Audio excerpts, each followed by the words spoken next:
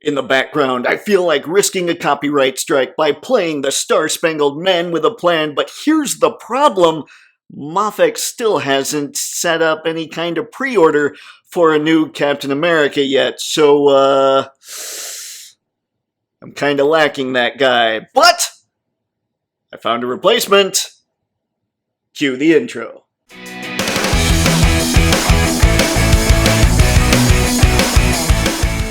Well, hello there everybody, 'tis I, Photo Dave, and this is Toypixx, and whether this is your first or 100th time on the channel, Toypixx is all about helping you and helping me get a whole lot better at our action figure photography. So, if that sounds cool to you, go ahead and click subscribe while I describe what this video is all about. Folks, it is the 4th of July, it is Independence Day in the United States, and yes, I am lacking a Captain America action figure. Don't talk to my mom about that, she's really emotional. But I do have somebody that I think is a fairly suitable replacement.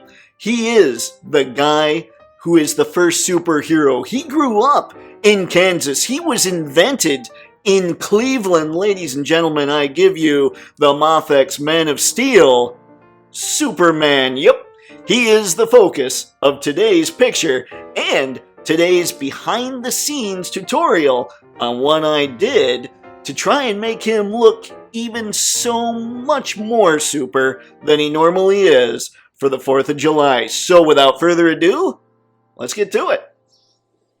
Alright folks, the setup's easy today.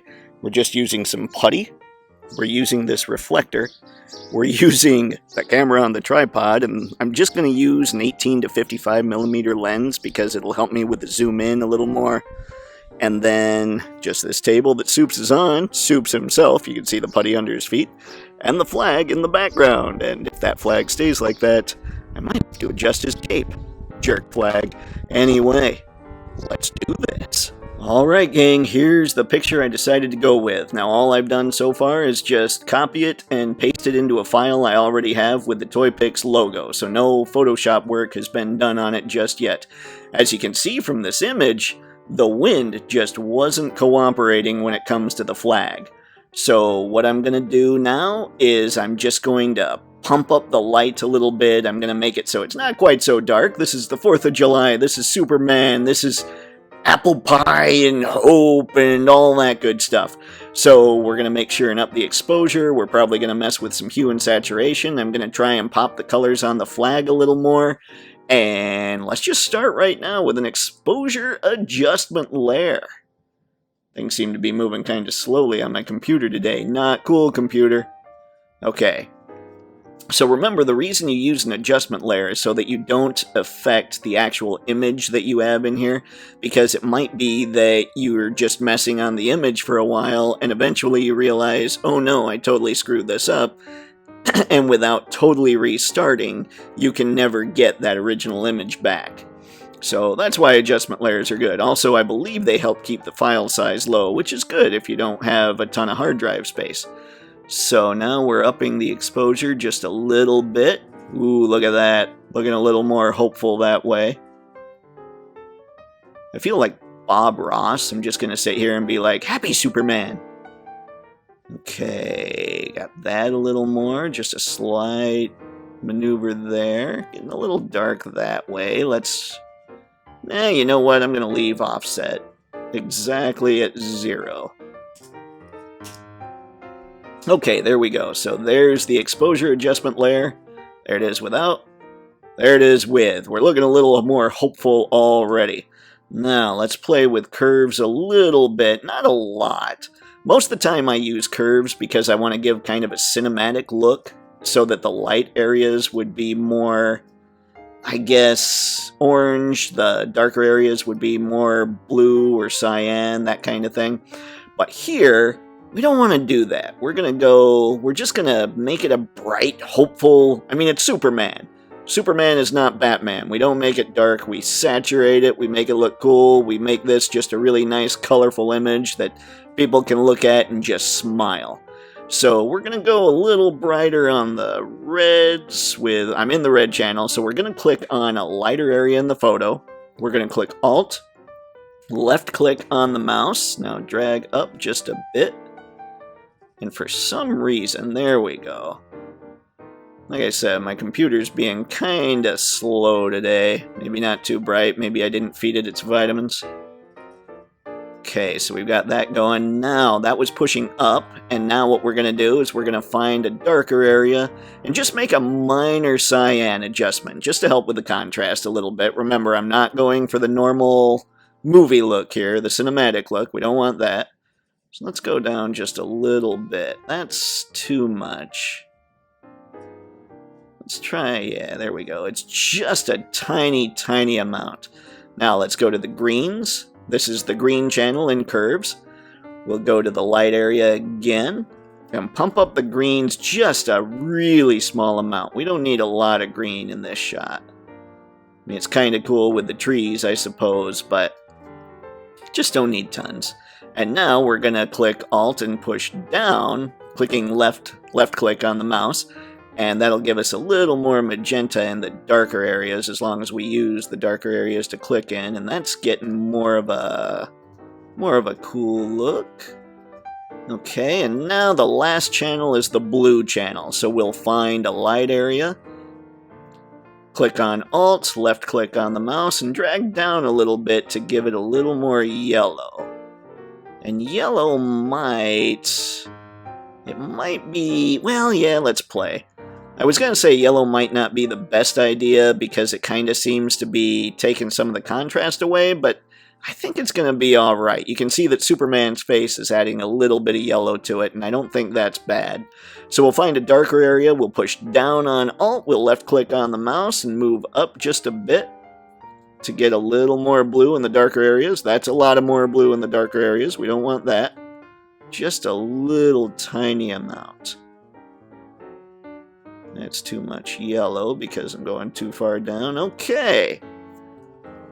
Right there, right here, right now. We click that, and that's what's gone on with the curves. Now, I'll show you something here because I think it ended up too blue.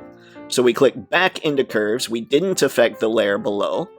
We click in the blue layer, and we find where it went. It looks like right up at the very, let's see, no, here we go. Okay, at the bottom here, I went up a little bit in the dark area, makes sense. We're going to bring that down just a touch. There we go, that's a little better. But see, I did that and I didn't affect the original the original layer at all. So that's pretty helpful to have those adjustment layers there. Now what we're going to do, remember, we want to go super hopeful, super awesome, Superman, duh. We're going to click hue and saturation, and first things first, we're going to pump up the whole picture. We're going to make it just a little more saturated, and there, whoo, now we're almost looking comic booky. I like it. So we've given 15, the reds really pop there. Cyans are looking good. The flag itself, I'd like to add a little more color to that, but that's going to get tricky. That's going to require a little bit of selection. So bear with me. Don't hate. We're going to do this so you can all see how this is done. It's blurry, so I'm going to select the lasso tool. I'm going to set a feather to 20. Now, I might find out 20 is too much or too little, but we're just going to try this out. And what we're going to do is we're going to select around the flag area, just kind of where the colors are. I'm not so worried about the flagpole itself. Okay, so we got that part of the flag selected. We got this part of the flag is just about good. We don't need to make a perfect selection. Whoops. Accidentally clicked off there. Now we're going to go around this. That's why you have the feather set at 20, is because you know it's not going to be absolutely perfect, but it's going to be pretty darn close, pretty good. And if we tried to make everything perfect, we'd never get anything done. We'd be hosed. We'd cry a little. Okay, there's that. Now for the flag, I'm going to add another hue and saturation layer. Adjustment layer, I'm sorry. Click that, and now we just have the flag selected. Let's up that saturation on that just a little bit. Now we can see a lot of that color is really popping on the flag. Now one thing I'd like to see, and it might be that the photo itself didn't pick up enough blues for around the stars, but let's see if we can get it to up. No, no good, no good. No joy on the blues, but that's alright. Red's looking good. Let's see if cyan will mess with that for us a little bit. Oh, cyan might have a little bit going for us. Bring that down a touch. And maybe adjust the hue itself. Ah, there we go. It's getting a little more, a little bluer. Not a ton, but a little bit. So now we've got a flag that's really well saturated. We've got a Superman that's really well saturated. And I'm thinking we're pretty much there. We're going to play a little bit more. Not a ton. I don't want to overdo this thing. But one thing we're careful about, or that I don't like, are pure blacks. Even though I'm not going with total cinema here, I do want to give it a slight cinematic look. And so I'm using a solid color adjustment layer. I've got this darker gray. And we're just going to select lighten. And all that does is get rid of the stuff that's totally black. Covers it up a little tiny bit. And now, let's see, do I need anything else? I don't think so. I think what we're looking at here is a completed project. Happy 4th of July, everybody, and now it's time for the outro. And ladies and gentlemen, that is how I shot and edited today's 4th of July photo featuring everybody's favorite Big Blue Boy Scout. So comment below, let me know if this kind of video is helping you out in your own action figure photography endeavors, because hey, that's the point of trying to make these happen. As always, I'm going to be leaving links to all the stuff you saw in the video description below. Those will be Amazon affiliate links, which means I get a commission if you click on those links and buy anything at all on Amazon. So, if you're not feeling like shopping on Amazon today, that's okay.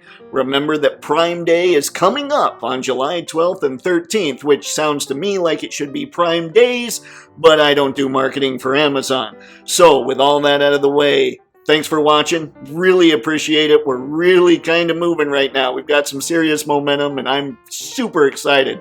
So thanks again. Please remember to like, comment, and subscribe. And hey, until next time, have fun and happy snapping.